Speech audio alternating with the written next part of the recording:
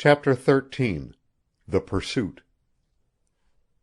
Behind the sledge ran Howland, to the right of the team ran Jean. Once or twice when Croisset glanced back his eyes met those of the engineer. He cracked his whip and smiled, and Howland's teeth gleamed back coldly in reply. A mutual understanding flashed between them in these glances. In a sudden spurt Howland knew that the Frenchman could quickly put distance between them, but not a distance that his bullets could not cover in the space of a breath. He had made up his mind to fire, deliberately and with his greatest skill, if Croisset made the slightest movement toward escape. If he was compelled to kill or wound his companion, he could still go on alone with the dogs, for the trail of Mélisse and Jackpine would be as plain as their own, which they were following back into the south. For the second time since coming into the north he felt the blood leaping through his veins as on that first night in Prince Albert, when from the mountain he had heard the lone wolf, and when later he had seen the beautiful face through the hotel window. Howland was one of the few men who possess unbounded confidence in themselves, who place a certain pride in their physical as well as their mental capabilities, and he was confident now. His successful and indomitable fight over obstacles in a big city had made this confidence a genuine part of his being. It was a confidence that flushed his face with joyous enthusiasm as he ran after the dogs, and that astonished and puzzled Jean Croisset. "Mon Dieu, but you are a strange man!" exclaimed the Frenchman when he brought the dogs down to a walk after a half-mile run. "Blessed saints, monsieur, you are laughing, and I swear it is no laughing matter." "Shouldn't a man be happy when he is going to his wedding, Jean?" puffed Howland, gasping to get back the breath he had lost. "But not when he is going to his funeral, monsieur." "If I were one of your blessed saints, I'd hit you over the head with a thunderbolt, Croisset. Good Lord, what sort of a heart have you got inside of your jacket, man? Up there where we're going is the sweetest little girl in the whole world. I love her. She loves me. Why shouldn't I be happy, now that I know I'm going to see her again very soon, and take her back into the South with me?" "The devil!" grunted Jean. "Perhaps you're jealous, Croisset," suggested Howland. "Great Scott, I hadn't thought of that." "I've got one of my own to love, monsieur, and I wouldn't trade her for all else in the world." "Damned if I can understand you," swore the engineer. "You appear to be half human. You say you're in love, and yet you'd rather risk your life than help out Mélisse and me. What the deuce does it mean?" "That's what I'm doing, monsieur, helping Mélisse. I would have done her a greater service if I had killed you back there on the trail and stripped your body for those things that would be foul enough to eat it. I have told you a dozen times that it is God's justice that you die. And you are going to die very soon, monsieur." "No, I'm not going to die, Jean.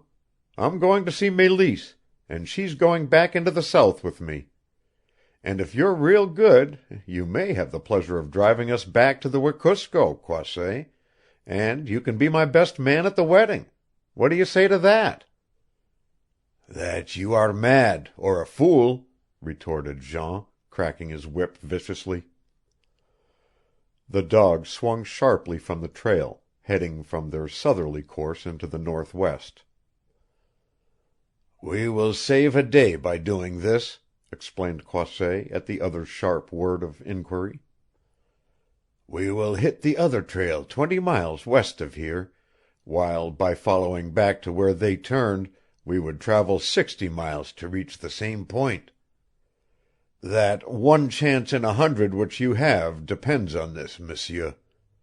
If the other sledge has passed—" He shrugged his shoulders and started the dogs into a trot.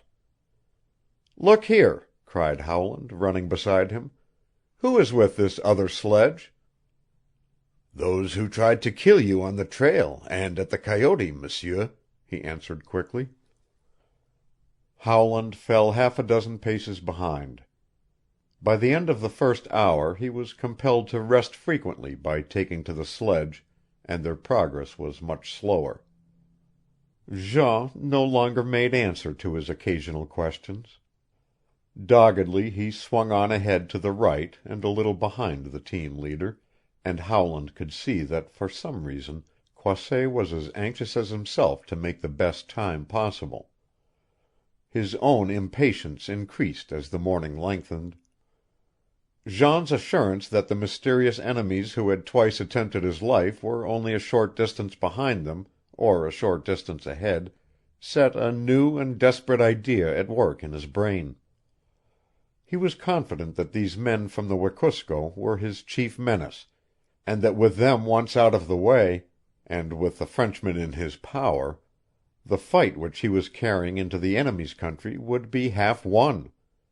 There would be then no one to recognize him but Mélisse. His heart leaped with joyous hope, and he leaned forward on the sledge to examine Croisset's empty gun. It was an automatic, and Croisset, glancing back over the loping backs of the huskies, caught him smiling. He ran more frequently now, and longer distances, and with the passing of each mile his determination to strike a decisive blow increased. If they reached the trail of Mélisse and Jackpine before the crossing of the second sledge, he would lay in wait for his old enemies. If they had preceded them, he would pursue and surprise them in camp. In either case he would possess an overwhelming advantage. With the same calculating attention to detail that he would have shown in the arrangement of plans for the building of a tunnel or a bridge, he drew a mental map of his scheme and its possibilities. There would be at least 2 men with the sledge, and possibly 3. If they surrendered at the point of his rifle without a fight, he would compel Jean to tie them up with dog traces while he held them under cover. If they made a move to offer resistance he would shoot. With the automatic he could kill or wound the 3 before they could reach their rifles, which would undoubtedly be on the sledge. The situation had now reached a point where he no longer took into consideration what these men might be to Mélisse. As they continued into the northwest, Howland noted that the thicker forest was gradually clearing into wide areas of small banksian pine, and that the rock ridges and dense swamps which had impeded their progress were becoming less numerous. An hour before noon, after a tedious climb to the top of a frozen ridge, Croisset pointed down into a vast level plain lying between them and other great ridges far to the north. "That is a bit of the Barren Lands that creeps down between those mountains off there, M'sieu," he said. "Do you see that black forest that looks like a charred log in the snow to the south and west of the mountains? That is the break that leads into the country of the Athabasca. Somewhere between this point and that we will strike the trail. Mon Dieu, I had half expected to see them out there on the plain." "Who? Mélisse and Jackpine, or—" "No, the others, M'sieu. Shall we have dinner here?" "Not until we hit the trail," replied Howland. "I'm anxious to know about that one chance in 100 you've given me hope of, Croisset. If they have passed—" "If they are ahead of us you might just as well stand out there and let me put a bullet through you, M'sieu." He went to the head of the dogs, guiding them down the rough side of the ridge, while Howland steadied the toboggan from behind. For 3/4 of an hour they traversed the low bush of the plain in silence. From every rising snow hummock Jean scanned the white desolation about them, and each time, as nothing that was human came within his vision, he turned toward the engineer with a sinister shrug of his shoulders. Once 3 moving caribou, a mile or more away, brought a quick cry to his lips, and Howland noticed that a sudden flash of excitement came into his face, replaced in the next instant by a look of disappointment. After this he maintained a more careful guard over the Frenchman. They had covered less than half of the distance to the caribou trail when in a small open space free of bush Croisset's voice rose sharply and the team stopped. "What do you think of it, monsieur?" he cried, pointing to the snow. "What do you think of that?" Barely cutting into the edge of the open was the broken crust of two sledge trails. For a moment Howland forgot his caution and bent over to examine the trails, with his back to his companion. When he looked up there was a curious laughing gleam in Jean's eyes. "Mon Dieu, but you are careless!" he exclaimed. "Be more careful, monsieur. I may give myself up to another temptation like that." "The deuce you say!" cried Howland, springing back quickly. "I'm much obliged, Jean. If it wasn't for the moral effect of the thing, I'd shake hands with you on that. How far ahead of us do you suppose they are?" Croisset had fallen on his knees in the trail. "The crust is freshly broken," he said after a moment. "They have been gone not less than 2 or 3 hours, perhaps since morning. See this white glistening surface over the first trail, monsieur, like a billion needle points growing out of it? That is the work of 3 or 4 days' cold. The first sledge passed that long ago." Howland turned and picked up Croisset's rifle. The Frenchman watched him as he slipped a clip full of cartridges into the breech. "If there's a snack of cold stuff in the pack, dig it out," he commanded. "We'll eat on the run, if you've got anything to eat. If you haven't, we'll go hungry. We're going to overtake that sledge sometime this afternoon or tonight, or bust." "The saints be blessed, then we are most certain to bust, monsieur," gasped Jean. "And if we don't, the dogs will. Non, it is impossible." "Is there anything to eat?" "A morsel of cold meat, that is all. But I say that it is impossible. That sledge—" Howland interrupted him with an impatient gesture. "And I say that if there is anything to eat in there, get it out, and be quick about it, Croisset. We're going to overtake those precious friends of yours, and I warn you that if you make any attempt to lose time something unpleasant is going to happen. Understand?" Jean had bent to unstrap one end of the sledge pack, and an angry flash leaped into his eyes at the threatening tone of the engineer's voice. For a moment he seemed on the point of speech, but caught himself and in silence divided the small chunk of meat which he drew from the pack, giving the larger share to Howland as he went to the head of the dogs. Only once or twice during the next hour did he look back, and after each of these glances he redoubled his efforts at urging on the huskies. Before they had come to the edge of the black banskian forest which Jean had pointed out from the farther side of the plain, Howland saw that the pace was telling on the team. The leader was trailing lame, and now and then the whole pack would settle back in their traces, to be urged on again by the fierce cracking of Croisset's long whip. To add to his own discomfiture, Howland found that he could no longer keep up with Jean and the dogs, and with his weight added to the sledge the huskies settled down into a tugging walk.